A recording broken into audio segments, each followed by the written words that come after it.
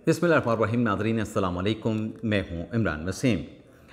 नाज़रीन, इस प्रोग्राम में जुडिशल कमीशन का जो chief justice of Pakistan justice Yahya Afridi की सरबराही में जो पहला अपनी नौयत का मुनफरद इजलास हुआ है 26वीं आइनी तरमीम की मंजूरी के बाद, इस इजलास की अंदरूनी कहानी आप नाज़रीन के साथ हम शेयर करेंगे, जिसमें आप देखने वालों को ये बताएंगे कि आइनी बेंचेस के लिए जस्टिस याहिया अफरीदी, जस्टिस मंसूर अली शाह और जस्टिस मुनीब अख्तर का नाम क्यों मंजूर ना हो सका, और पूरा फाल जो है जस्टिस अमीनुद्दीन ख़ान के नाम का कैसे निकला कि जस्टिस अमीनुद्दीन ख़ान जो हैं वो आइनी बेंचेस के सरबराह होंगे।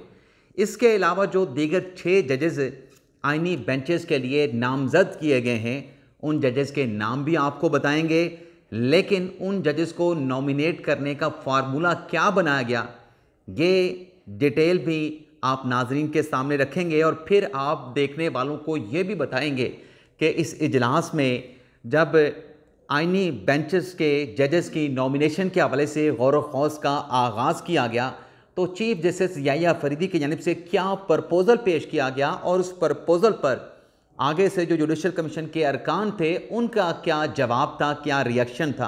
तो ये सारी डिटेल इस इजलास की अंदरूनी कहानी की आप नाजरीन के साथ हम शेयर करेंगे। लेकिन प्रोग्राम का आगाज़ करने से पहले आप देखने वालों से चैनल सब्सक्रिप्शन की दरख्वास्त करेंगे कि जिन दोस्तों की जानिब से अभी तक हमारे चैनल को सब्सक्राइब नहीं किया गया, उनसे दरख्वास्त होगी कि चैनल को सब्सक्राइब कर लें, बेल आइकॉन का बटन प्रेस करें, वीडियो अगर पसंद आए तो इसे लाइक भी करें और शेयर भी करें।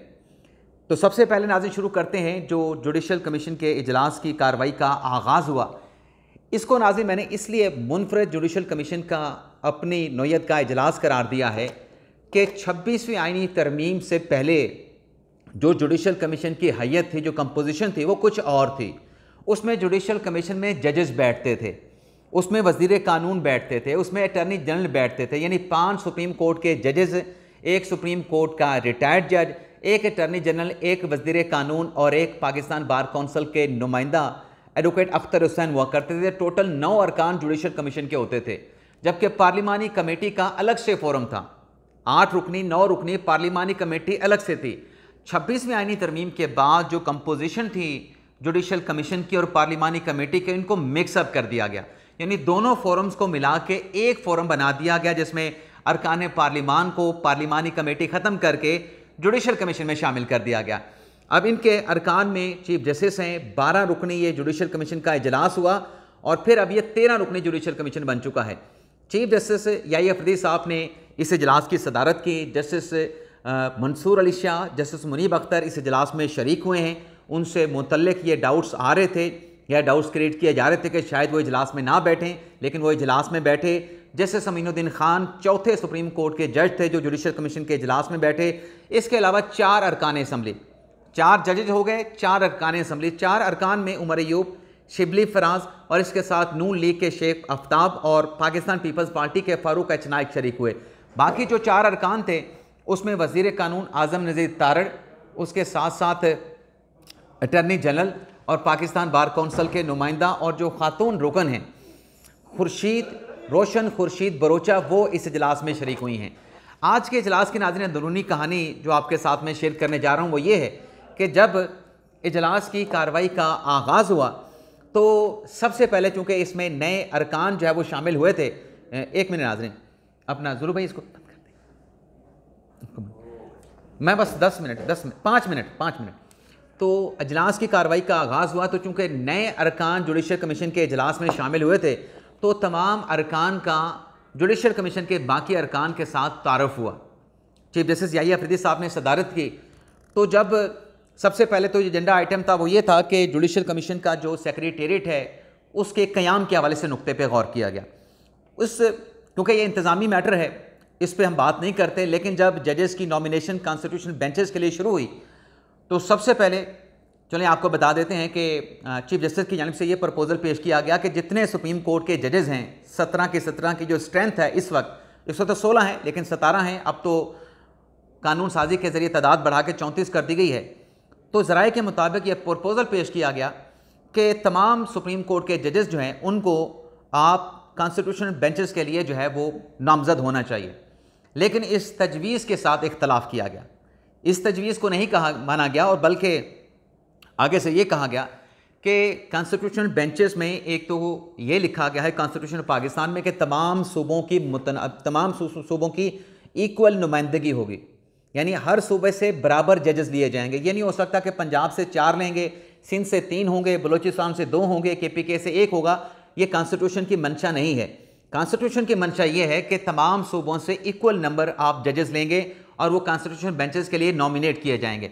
तो चीफ जस्टिस याहिया फरीदी साहब और जस्टिस मुनीब अख्तर साहब और जस्टिस मंसूर अली शाह साहब, इनसे मुतल्लिक जुडिशल कमीशन के इजलास में नाज़रीन ये कहा गया कि चूँकि जो 26वीं आईनी तरमीम पास हुई है उसके नतीजे में ये 3 जज जो हैं बेनिफिशरी भी और अफेक्टिव भी हैं। यानी बेनिफिशरी कैसे कि याहिया फरीदी साहब जो हैं 26वीं आईनी तरमीम के नतीजे में चीफ जस्टिस ऑफ पाकिस्तान बने हैं, 30वें सुप्रीम कोर्ट के चीफ जस्टिस बने हैं 26वीं आईनी तरमीम के नतीजे में।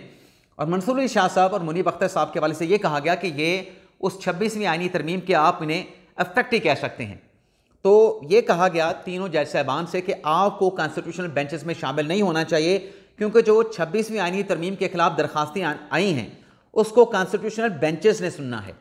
तो कॉन्स्टिट्यूशनल बेंचेस में ये जो अफेक्टिव जजेस हैं या जो बेनिफिशरी जजेस हैं वो तो शामिल नहीं हो सकते। उनका तो एक कॉज ऑफ उनका जो एक कन्फ्लिक्ट ऑफ इंटरेस्ट आ जाएगा, यानी जो चीफ जस्टिस बना है वो बेंच में नहीं आ सकता। उस पर एतराज़ होगा कि आप तो खुद चीफ जस्टिस बने हैं, इस 26वीं आईनी तरमीम के नतीजे में आप कैसे आईनी बेंच की सरबराही में कबूल कर सकते हैं, आईनी बेंच में आप बैठ सकते हैं। और जो अफेक्टिव हैं जस्टिस मुनीब अख्तर साहब, जस्टिस मंसूर अली शाह साहब, उनसे मुतल्लिक भी अगर उनको आईनी बेंच में शामिल कर लिया जाता है तो उन पर भी एतराज़ उठेगा कि आप चूँकि मुतासरा हैं, आप अफेक्टिव हैं 26 आईनी तरमीम के।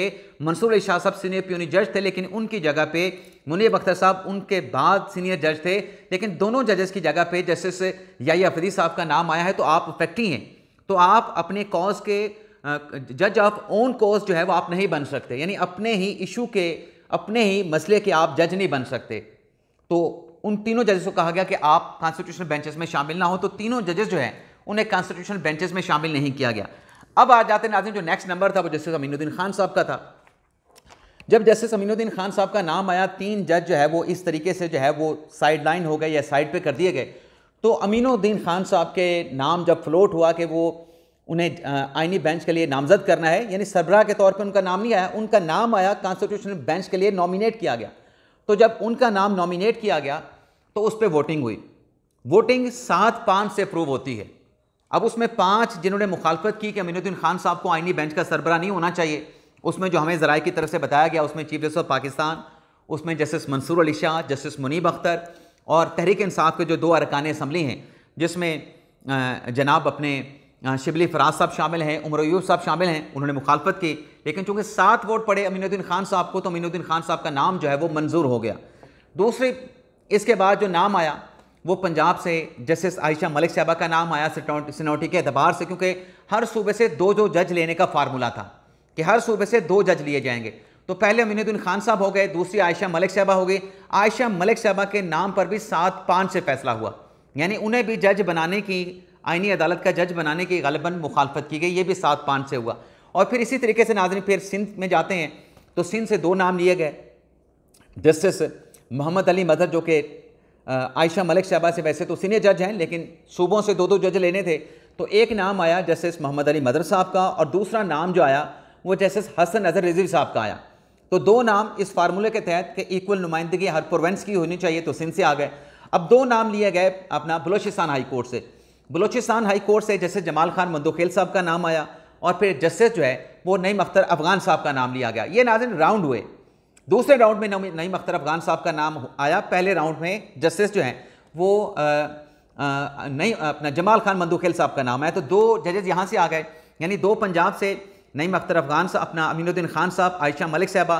2 नाम आए सिंध से मोहम्मद अली मदर साहब और जस्टिस जो है वो अपने हसन अजहर रिजवी साहब। 2 नाम आए हैं अपने बलोचिस्तान से, जैसे जमाल खान मंदोखेल और नईम अख्तर अफगान साहब। जो 7वें जज आई वो जस्टिस मुसर्रत हिलाली साहबा, वो 1 जज ली गई खैबर पख्तूनख्वा से। उसकी वजह ये थी कि खैबर पख्तूनख्वा से दूसरा कोई जज था नहीं जिसको जो है वो कॉन्स्टिट्यूशनल बेंच में शामिल किया जाता, क्योंकि याहिया फरीदी साहब का नाम ऊपर से ही कह दिया गया कि आपका तो क्योंकि कन्फ्लिक्ट ऑफ इंटरेस्ट हो सकता है तो आपको शामिल नहीं किया जा सकता। तो इस तरीके से इस फार्मूले के तहत जो आइनी बेंचेस की जो तश्कील है उसको मुकम्मल किया गया। अब नाज़रीन जो बेंचेस बने हैं, सवाल ये पैदा होता है कि कितने अरसे के लिए बनाए गए हैं। उसमें क्योंकि कॉन्स्टिट्यूशन के आर्टिकल में लिखा गया है कि एक सर्टन पीरियड के लिए जजेस को कॉन्स्टिट्यूशन बेंचेस के लिए नॉमिनेट किया जाएगा। तो ज़रा ये बताते हैं कि जो 7 जजेस बने हैं ये 2 माह के लिए बनाए गए हैं। 2 माह के लिए कॉन्स्टिट्यूशन बेंचेस के लिए ये जजेस नॉमिनेट हुए हैं। अब इसमें एक अलग से कमेटी है, उस कमेटी को यानी प्रैक्टिस एंड प्रोसीजर कानून के तहत एक तो याहिया अफरीदी साहब वाली कमेटी है, लेकिन आइनी बेंचेस के लिए अलग से कमेटी है। उस कमेटी में जस्टिस अमीनुद्दीन खान साहब इसको हेड करेंगे। दूसरे जज जो उसमें शामिल होंगे वो जस्टिस जमाल खान मंदुखेल, और तीसरे जो जज होंगे वो जस्टिस मोहम्मद अली मदर साहब उस कमेटी में शामिल होंगे। दूसरा नाज़रीन इसमें एक और नुक्ता ये है, ज़्यादा वक्त आपका नहीं लूँगा, बस 1 मिनट में प्रोग्राम को क्लोज करता हूँ। दूसरा इसमें नाज़रीन जो आइन में दिया गया था कि सुप्रीम कोर्ट में आइनी बेंचेस के साथ साथ जो हाई कोर्ट्स हैं वहाँ पर भी आइनी बेंचेस बनाए जाएंगे।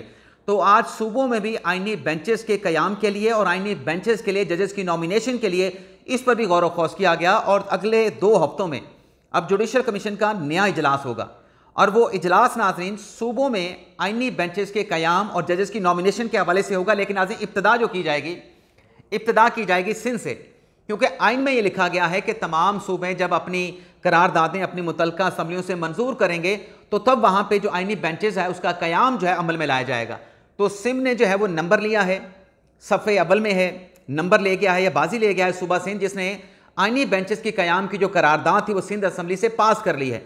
तो अब जो 2 हफ्तों के बाद इजलास होगा उसमें सिंध हाई कोर्ट में आइनी बेंचेस के क़याम के लिए जजेस की नॉमिनेशंस की जाएंगी। उसके साथ अगर 2 हफ्तों में पंजाब रेजोल्यूशन पास कर लेता है या KPK पास कर लेता है, बलोचिस्तान हाई कोर्ट पास कर लेता है, तो उनका मामला भी कॉन्स्टिट्यूशन बेंचेस के क़याम और जजेस की नॉमिनेशन के लिए एजेंडे पे आ सकता है। तो ये नाज़रीन आज का हमारा व्लॉग, आपसे इजाज़त चाहते हैं। अल्लाह ताला हम सब का हामी नासिर, अपनी दुआ में याद रखिएगा। अल्लाह हाफिज़।